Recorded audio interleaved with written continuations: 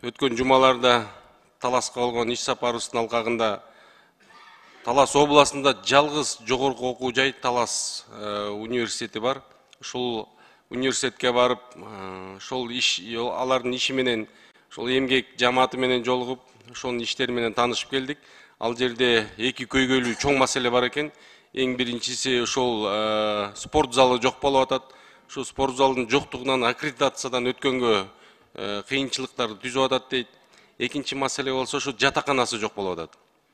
Жатаканада ошол эл аралык байланыштарды мындай студенттерди алып келип, биздин студенттер барганга оорчулук болуп атат. Ошол Таласта ошол окуп аткан студенттер да айтып атат, ошол биз Таласта окуганчадан көрө Бишкек шаарына келип окуганыбыз оор болуп атат деп атат да. Ошон үчүн ушул жатаканасы менен спорт залын чечип берсек жакшы болот эле. Келерки жылга ушу бюджетке киргизип, Алмазбек Акунжанович өзүңүз карап, ушул бюджетке киргизип бербесек, билесиздер, областтагы жогорку окуу жайлардын региондорду өнүктүрүүгө абдан салымы чоң, бирок мамлекет тарабынан мындай каралбай жатат да. Ушуну бир көз эсиңизге түйүп, мындай өзүңүз кирлешип карап жардам берип койсоңуз деген сураныч. Анан эң негизгиси эмгек жамааты дагы суранып атат.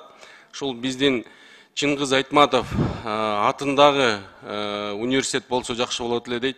Ошол Залкар жазуучубуздун аты ушул университетке ыйгарылып калса, өзүнүн кичим экенинде абдан туура болот деген. Мен дагы бул колдоону колдойт элем. Алмазбек Акунжанович, ушул жөнүндө дагы бир протоколдук тапшырма берип койсоңуз, карап иш алып барсак ошол жөнүндө жакшы болот эле. Рахмат.